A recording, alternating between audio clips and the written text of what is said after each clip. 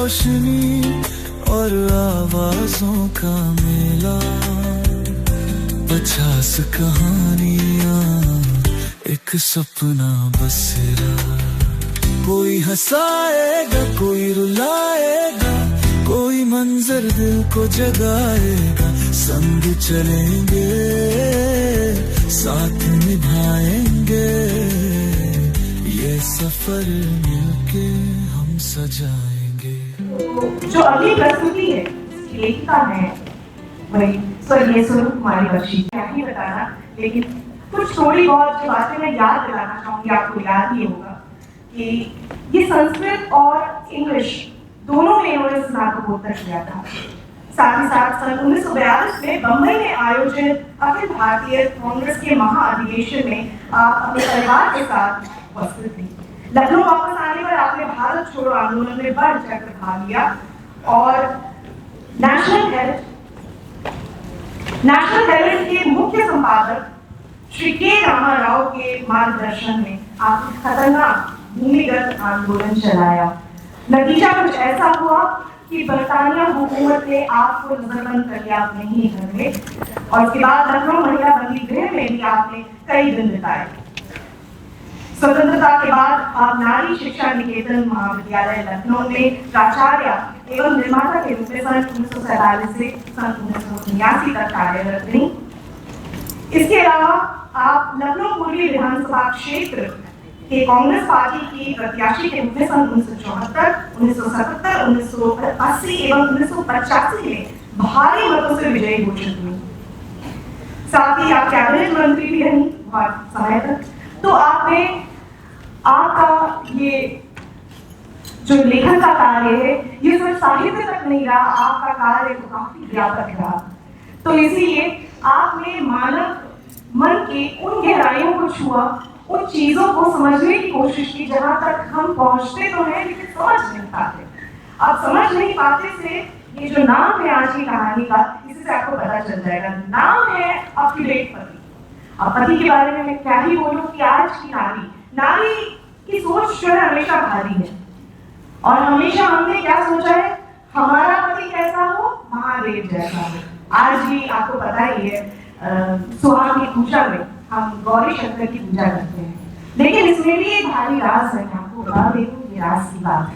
राज क्या है, बस इतना सा है कि आपको पता है ना, बहुत सिंपल लॉजिक है कि आप बिना पासपोर्ट वीजा के सीधे कैलाश पहुंच जाइए। सिक्योरिटी बिल्कुल चाक चौबंद व्यवस्था है, कोई दिक्कत नहीं। और लोग गर्मियों में कहते हैं हिल स्टेशन ले चलिए, आपको परमानेंट रेसिडेंस मिल जाएगा, आपका ससुराल ही वहीं पर है हिल स्टेशन में। इसके अलावा ठीक है, रसोई घर नहीं है, स्विगी जोमैटो का भी कोई वहां पर आयोजन नहीं है, लेकिन नंदी महाराज एक बार बुलाया तो लेकर खाना हाजिर। तो और भी सोचिए, और आगे की अगर आप सोचते हैं तो भोले बाबा है, मतलब घर में गधा होना नहीं है। और जो स्वयं है, अजन्मे हैं, उनके बारे में क्या कहना, तो सास के ताने नहीं सुनने पड़ेंगे। तो हुई नारी की सोच भारी है, ये मानना पड़ेगा। और आज भी शादियां होती है तो हम कहते हैं कि रघुवर कोमल कमल नयन को पहनाऊं वरमाला। तो बात सिर्फ इतनी सी है कि पति वो था लव स्टोरी के हीरो जैसा कि 7 समुद्र पार करे और सीधे एक तो क्या 10-10 सर काट के सीधे से सम्मान में ले आए। असली वाले BDSJ दिलवाले दुल्हनियां ले जाएंगे। तो पति के को लेकर बहुत सारी बातें हमारे मन में होती है। हम बचपन से जब बड़े होते हैं हम सोचते ही हैं, इतनी बातें होती हैं, हम कहते हैं ना कि नारी मन को समझने के लिए एनसाइक्लोपीडिया विकिपीडिया सब फेल हो जाए। वो इसलिए क्योंकि पति के बारे में इतनी बातें हैं, क्या पति वेद, पति पुराण, पति उपनिषद, पति संहिता, पति चालीसा, पति 84, पति पंचाक्षरी और भी कुछ है। तो ये सब हो जाने के बाद भी गुंजाइश बाकी है। और मैं जैसा कि मैंने कहा कि नारी उसकी सोच ही भारी है। ये और बात है कि सोच के पुरुष प्रभारी है और इसीलिए संघर्ष जारी है। और ये संघर्ष होना भी चाहिए क्योंकि इसी संघर्ष के बाद, ये संघर्ष वो समुद्र मंथन है जिसके बाद हलाल विष भी निकलता है और अमृत भी निकलता है। शायद ऐसे ही कुछ पहलुओं को हम देखेंगे यहाँ पर। अप टू डेट पति, लेखिका स्वर्गीय स्वरूप कुमारी बख्शी। लेखिका स्वरूप कुमारी बख्शी।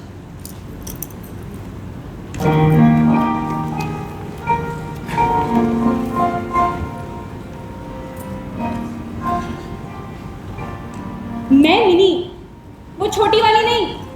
अब तो मैं बहुत बड़ी हो गई हूँ और आज आप सबको अपनी आप बीती सुनाने आई हूँ। तो सुनिए। शादी के पहले मैं अपने पति के बारे में बड़े ही रंगीन विचार रखती थी। देखिए, हर माँ बाप चाहता है कि उसकी बेटी की शादी किसी अच्छे घर में हो, किसी स्वस्थ चरित्रवान व्यक्ति से हो, नौकरी पेशे वाले से, फिर चाहे वो छोटा हो, मोटा हो, तोंद वाला हो, टकला हो, उनकी बला से, और कहीं वो सरकारी नौकरी वाला हो तो क्या ही बात।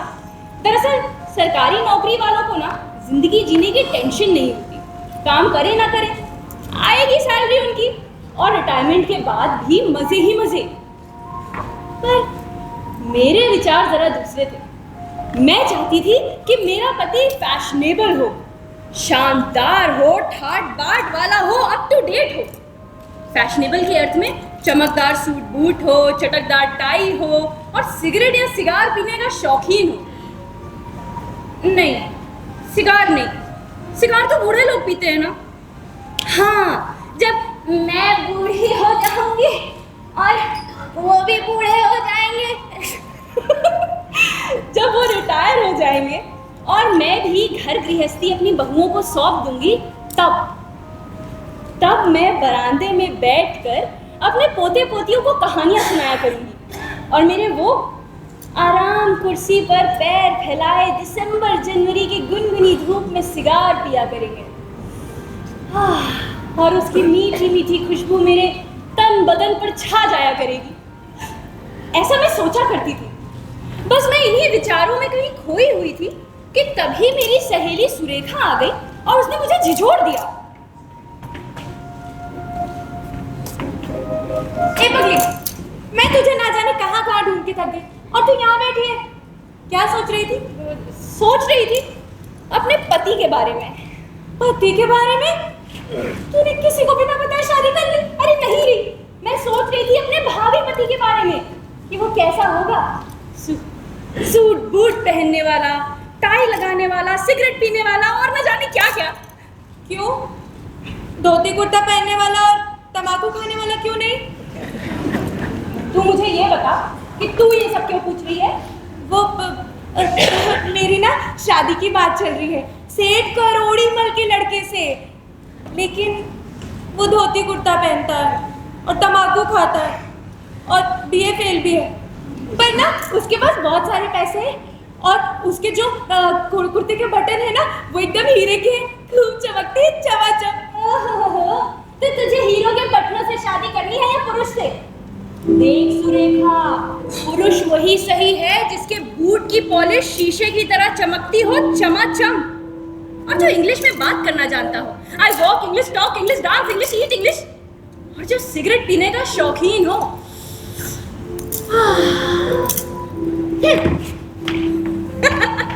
मैं तो दार्शनिक भाव से ही बोली थी, पर पुरुष की इतनी सुंदर व्याख्या सुनकर बेचारी सुरेखा का मुंह तो खुला का खुला रह गया, और फिर वो बोल भी क्या सकती थी। अपनी गुरु माता यानी कि मैं, मेरी बात सुनकर वो दौड़कर अपनी अम्मा के पास गई और रो रो कर बोलने लगी, अम्मा, हमको पान तंबाकू वाले से शादी नहीं करनी है, हमको सिगरेट पीने वाला दिलाओ, बस हम नहीं जानते। उसकी अम्मा को लगा कहीं उनकी लड़की बिगड़ ना जाए, उन्होंने फौरन उसका नाम स्कूल से कटवाया और चटपट हीरो के बटनों वाले से उसकी शादी करा दी। मेरे माता पिता थोड़े खुले विचार के थे, इसलिए मैं आगे पढ़ती रही। मैंने बीए पास कर लिया, उसके बाद भी शादी नहीं हुई। दरअसल जो मुझे पसंद करता था ना, उसे मैं रिजेक्ट कर देती थी, और ऐसा ही चलता रहा। फिर 2-3 वर्षों के पश्चात कहीं जाकर मेरा चिर परिचित संचित सपना साकार हुआ। अप टू डेट साहब से मेरा विवाह हुआ। मेरे जीवन की डोर पतंग रूपी पति से जाकर मिल गई। मेरा जीवन ऐसे ही चलता रहता और आराम से कट जाता, यदि हमारे जीवन में कुमारी श्यामा ने प्रवेश करके गड़बड़ी ना कर दी होती। मैं उस छोरी का कचूमर निकालकर उस चटपटी चटक्को मटक्को की चटनी बनाकर उसको चट्टम चट कर जाऊंगी। उसकी बाकी उसकी हंसी का चनाजोर गरम बना दूंगी। अरे उसके चंचल चितवन का चूरन बनाकर कच्चा से जाऊंगी। तो आई बड़ी, हाँ, जीवन रूपी नौटंकी में ना उसकी ये बनकटी परकटी पनपट्टों का कट्टा कटवा कर ही छोड़ूंगी। और उसकी छप्पन छुरी जैसी उसकी बातों के छक्के ऐसे मारूंगी कि सीधा बाउंड्री वॉल के पास आकर निकलेगी।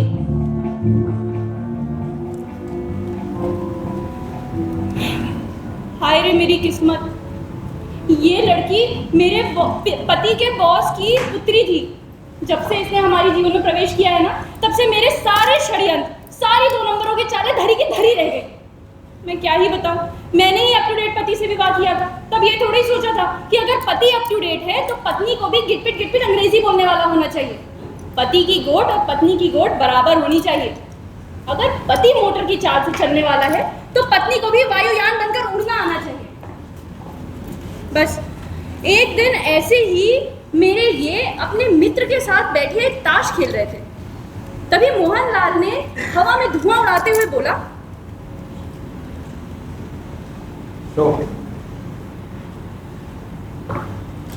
अरे यार,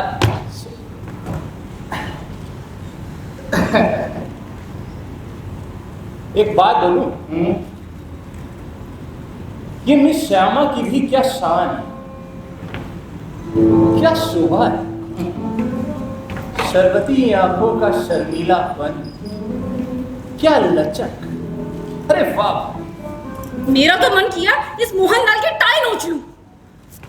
मतलब क्या कहे, क्या बात है श्यामा। जब वो अपने केशों में चिड़िया का घोंसला बनाकर आती, जीवन का चमन चहचहाने लगता है यार मोहनलाल, एक बात तो बताओ, अपनी भाभी से मत कह देना। पागल है क्या, बता ना। कल मिस श्यामा ने मुझे अपने साथ सैर के लिए आमंत्रित किया। क्या बात कर रहा है? सच कह रहा हूँ दोस्त। बे भाई, मेरा दिल तो अभी से धक धक कर रहा है। मेरा माथा टक टक और मन टन टन बज रहा है। क्या किस्मत है यार। मेरे अप टू डेट साहब बड़ी धीमी आवाज में ये सारी बातें मोहनलाल को बता रहे थे, पर मेरे कान बहुत तेज हैं। मैंने सब सुन लिया था। श्यामा छोकरी अगर यहाँ होती ना तो उसकी श्रृंगार की पोटली में मैं आग लगा देती। ठीक है, अगर वो अपने बालों में चिड़िया का घोंसला बना सकती है तो मैं भी अपने बालों में बरैया का छत्ता बना सकती हूँ। हाँ। अगले दिन मैं सुबह उठी और श्रृंगार करने के लिए बैठ गई। उसी समय मेरी नजर मुन्नी बेटी की बॉल पर पड़ी। मैंने सुन रखा था कि ये फैशन करने वाली औरतें ना केश विन्यास में गेंद और गोंद का प्रयोग करती हैं। मैंने भी सोचा कोशिश करके देख लूं, पर ये तो बार बार गिरी जा रही थी। मैं बड़ी परेशान हो गई थी। ऐसे में ही इतनी देर में मेरे इनकी टाई गुम हो गई। अजी सुनती हो, मेरी टाई नहीं मिल रही है, मेरा चंदा भी कहीं गुम है, रुमाल भी न जाने कहाँ चुपके से चंपत हो गया। अजी सुनती हो? ओफो, एक तो ये गेंद मुझसे नहीं संभाल रही थी, ऊपर से ये। मैं झल्ला कर बोली, सुनिए मुझे अकेला छोड़ दीजिए, मुझे नहीं पता आपकी टाई वाई कहाँ है। मुझे ना पहले अपने केशों को संवारना है, फिर मुझे अपने आईब्रोज का मुंडन करवाना है, उसके बाद मुझे नेल पॉलिश भी लगाना है। क्या क्या क्या क्या करना है? आईब्रो का मुंडन कराना? ये तुम्हें क्या सूझी है? अरे क्या अपने बालों पे भिंड का छत्ता बना के रखा है तुमने? तेरी टाई। जाइए, जाकर मिस श्यामा से पूछिए कहाँ गई आपकी टाई, आपका कंघा, आपके जूते। कौन मिस श्यामा? कैसी मिस श्यामा?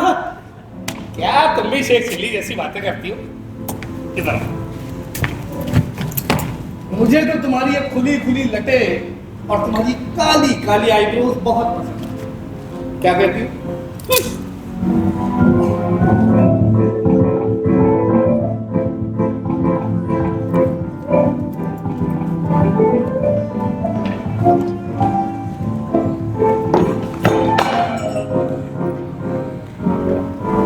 फिर एक दिन मैं बाजार से सामान लेकर लौट ही रही थी तो देखा मेरे ये अपने मित्र के साथ बैठकर चेस खेल रहे थे।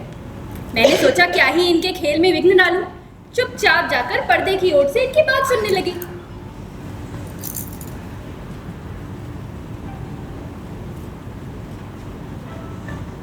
चेक। और बताओ मिस श्यामा के साथ पैर कैसी रही? तुम में साले कहाँ गिरे यार? कहाँ मिस श्यामा, कहाँ हमारी भाभी जी? अभी 2 ही दिन पहले मैंने इनको गाजर का हलवा खिलाया था। अबे कहाँ तुम्हारी भाभी और कहाँ मिस श्यामा? अरे हाँ, मिस श्यामा के सामने तेरी भाभी पानी भरती है भाई। कहाँ मदिरा की सुराही और कहाँ कड़वे कॉफी का प्याला। जानता है कल क्या हुआ? क्या हुआ? तमाशा हो गया, तमाशा। अबे बुआ क्या बताना? मिस श्यामा ने मेरे लिए चाय बनाई और गलती से चाय में शक्कर की जगह नमक पड़ गया। ठीक है भाई, उस नमकीन चाय में जो मजा था ना, मेरे तो होश उड़ गए। उस नमकीन चाय में जो मधमाती शोखियों की शक्कर भरी हुई थी, न जाने ऐसी चाय पीने का मौका दोबारा कभी। कितने की आवाज आई? लगा भाभी जा रही है। अरे वो बाहर गई है। अबे एक बार देख तो, तेरी तसल्ली के लिए।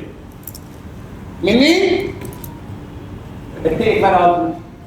मिनी जी। मिनी, हाँ जी। मोहन लाल आया हुआ है, चाय पिला देना जरा। लाई।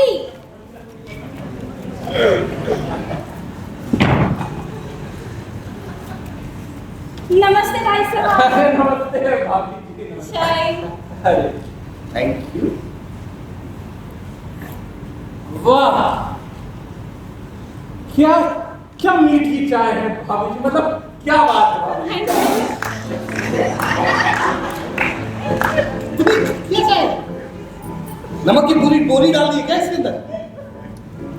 मोहना, तू तो कह रहा था चाय बड़ी अच्छी, मीठी चाय।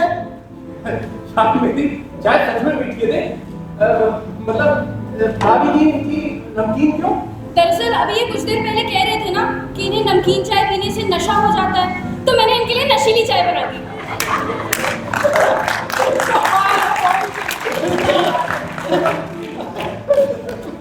कैसी बातें करती हो तुम? मैंने कब कहा कि मुझे नमकीन चाय पसंद है?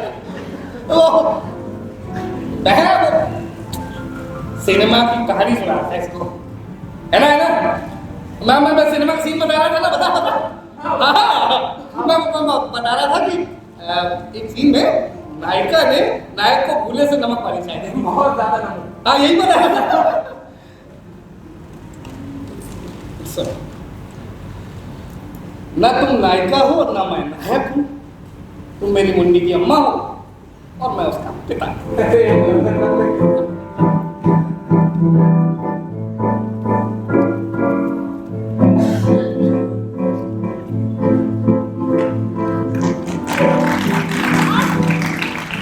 अब मैं आप लोगों को दूसरी घटना की तरफ लेकर के चलती हूँ। वैसे तो मैं खुद किसी की बात सुनना पसंद नहीं करती, मगर एक दिन मेरे ये अपने मित्र के साथ खुसर पुसर करने में लगे हुए थे, तो मेरा दिमाग ठनका। मैंने सोचा दाल में जरूर कुछ काला है। मैं चुपचाप दीवार की ओट से इनकी बातें सुनने लगी।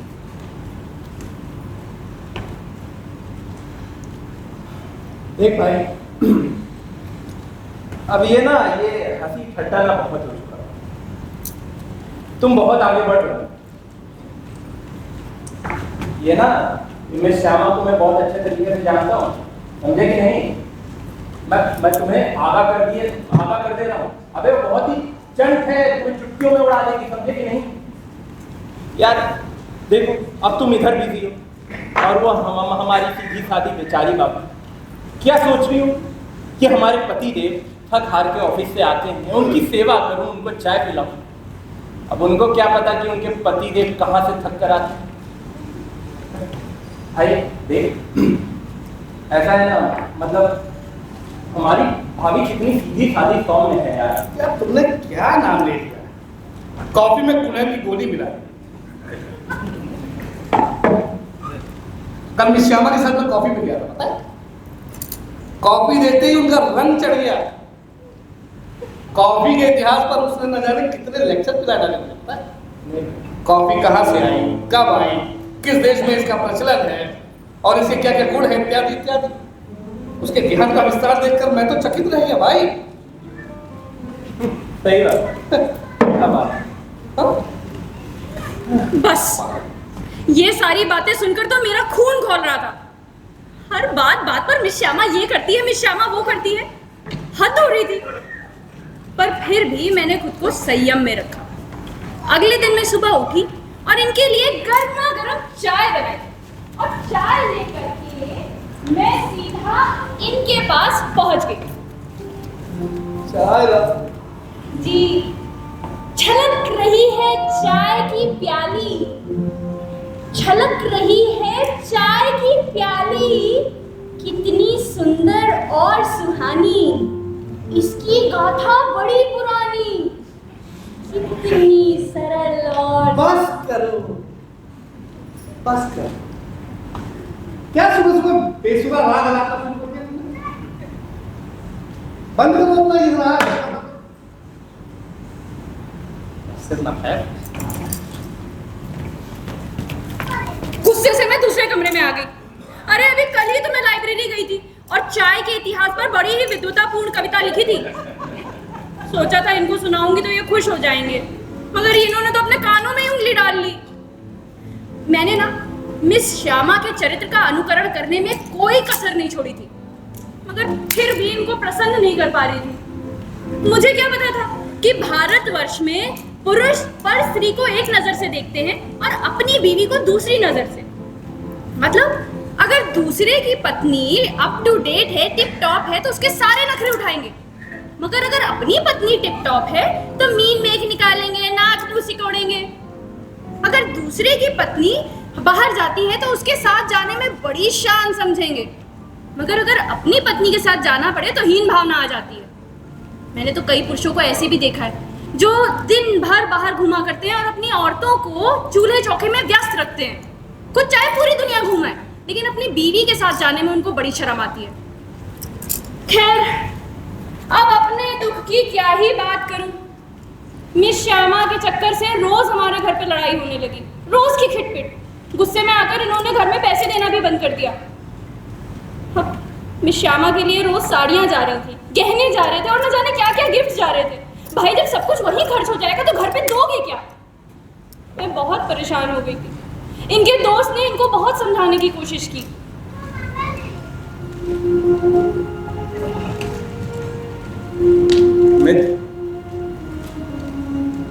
देख, मेरी बात को मान लो और समझ लो, ठीक है? ये ना मिस श्यामा से मिलना ना छोड़ दो। अबे मैं उसको बहुत अच्छे तरीके से जानता हूँ यार। अबे वो तुम्हें उल्लू बना रही है, तुम्हें लूट लेगी, कंगाल बनाकर छोड़ेगी, फिर तुम पछताओगे। वो मुझे पसंद, बोल्ड है, साहस इतना कि किसी से डरती नहीं, दबंग भी है। मेरे विचार से तो हर स्त्री को ऐसा ही होना चाहिए। तो देश की स्त्रियां स्वतंत्र नहीं होंगी तब तक हमारा देश उन्नति कैसे कर सकता है? मेरी बात को मान लो, समझ लो मित्र यार। क्यों अपना बना बनाए घर उजाड़ने में लगे हो? अबे वो तुम्हें उल्लू बना रही है यार। मैंने सुना है अपने पति को तलाक देकर आई और कहती है अपने आप को मिस। देख, वो मुझे भाती है, तू चाहे कुछ भी कह। क्या लाख नक्श है, क्या फिगर है। जब सामने होती है तो मन करता है उसे अपनी बाहों में जकड़। तू जल रहा है, जलनखोर। इसीलिए ये सब बातें कर रहा है ना।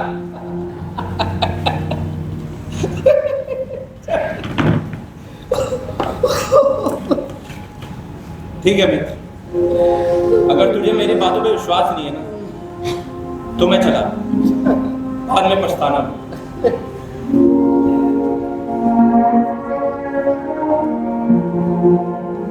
अब पानी सर के पार जा चुका था। उनके इस तरह के व्यवहार से मैं बहुत दुखी थी। तभी मुझे अंधकार में प्रकाश की एक किरण दिखाई। मैंने अपना सामान बटोरा और मुन्नी को लेकर सीधे अपने मायके चली आई। मायके पहुंचकर जब मैंने पिताजी को ये सारी चीजें बताई तो वो बहुत क्रोधित हुए। उन्होंने कहा अब मैं तुझे वहां कभी नहीं जाने दूंगा, अब जो फैसला होगा अदालत में होगा।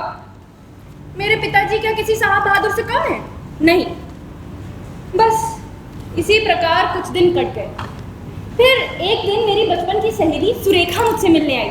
याद है ना, वो हीरो के पटनों से शादी करने वाली। खूब गोल मटोल हो गई थी, साथ ही 5 बेटियों की फौज लेकर आई थी। मैंने मन ही मन सोचा इसको झाड़ दूं, गवार कहीं की। अरे ज्यादा से ज्यादा 2 बेटियां कर लेती, उनको पढ़ा लिखा कर अफसर बनाती। भाई जमाना वुमेन एम्पावरमेंट का है। फिर सोचा कि हो सकता है बेटे की चाह ने ही काम करा दिया हो। खैर मैंने उससे पूछा कैसी है तू, बड़ी कृपा हो रही है, हाँ तंदुरुस्त। वो बोली क्या करूं, मेरे पति ना मुझसे कुछ काम करवाते ही नहीं, खुद ही बाजार से सब्जी ले आते हैं। और ये देख मेरे लिए कल ही नई नई चूड़ियां भी लेके आए। तू बता तेरी कैसी चल रही है? मैंने कहा मेरी भी अच्छी चल रही है। सुरेखा के जाने के बाद मुझे खुद पर बहुत गुस्सा आया। मैं खुद को कोस रही थी कि न जाने किस घड़ी में मैंने अप टू डेट पति की चाह करी थी। तभी मुझे मुन्नी के पापा आते हुए दिखाई दिए। मैं तो मन ही मन गुदगुदा उठी, लेकिन बाहर से गालों में गुस्से के गुब्बारे फुला लिया। जरूर कोर्ट की नोटिस पहुंची होगी तभी आए। उन्होंने मुझे मनाने की बहुत कोशिश की पर मैं टस से मस नहीं हुई। फिर काफी देर उनसे विनती करवाने के बाद मैं बोली ठीक है, मैं आपके साथ चलने के लिए तैयार हूं, पर मेरी कुछ शर्तें हैं। शर्तें? कैसी शर्तें? बोलो तो। पहली शर्त, आप हर रोज बाजार से सब्जी लेकर के आएंगे। ये कैसे हो सकता है? मंडी में सब्जी खरीदूंगा तो फिर मेरे कपड़े खराब हो जाएंगे। हाँ तो ये कोट पैंट पहनना छोड़ दीजिए और धोती कुर्ता पहनिए। बोलिए मंजूर है? बोलिए। जैसा तुमको। दूसरी शर्त, ये सिगरेट पीना, ये ताश खेलना, ये सब छोड़ना होगा। ज्यादा से ज्यादा आप पान खा सकते हैं। ठीक है बाबा, जैसी तुम्हारी मर्जी। तीसरी शर्त, मिस श्यामा से अब आज के बाद आप कभी नहीं मिलेंगे। कौन मिस श्यामा? कैसी मिस श्यामा? वो तो मेरे बॉस की बिल्ली थी। एक दिन उसको कहलाने लग गया था, एक दिन उसको कॉफी पिला दी थी बस। लेकिन कल उसने मेरे गाल पे जोर का थप्पड़ मार दिया। अब से मैं उसकी सूरत कभी नहीं देखूंगा। बिल्ली ने थप्पड़ मार दिया? क्या बात है?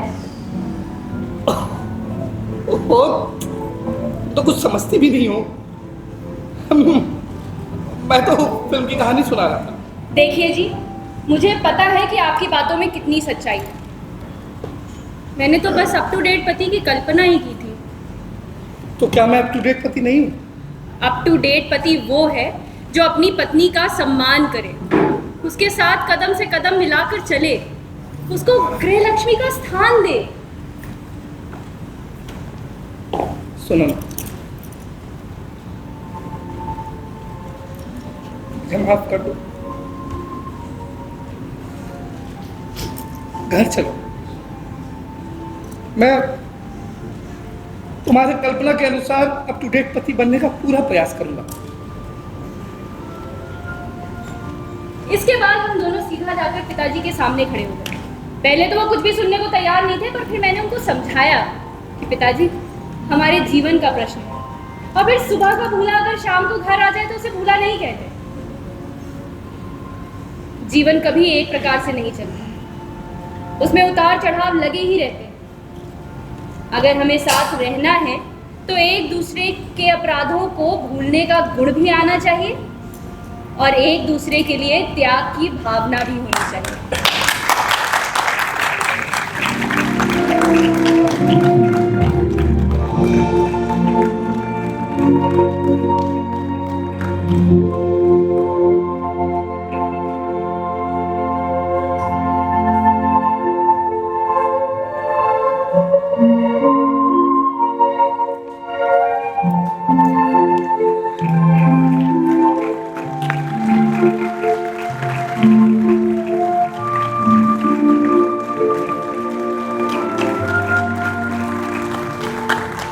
तो जी एक तरफ शामा तैयारी है, एक तरफ मिनी दुलारी है, यानी घर टूटने की पूरी तैयारी है, लेकिन मैंने कहा था ना नारी की सोच भारी है, बचा लिया। तो मंच पर इसमें आपको नजर आ रहे हैं मोहनलाल जी और शिवम कुमार दुबे। डायमंड बटन सुरेखा काव्य मिश्रा। मिनी यानी मिनी दीक्षित और अप टू डेट पति यानी अभिषेक सिंह। बहुत बहुत धन्यवाद आपका, बहुत बहुत धन्यवाद। आपको वापस फिर बुलाया जाएगा। बहुत बहुत धन्यवाद आप यहाँ पर आए। और खूबसूरत कहानियों का सिलसिला चल रहा है। तो अगली कहानी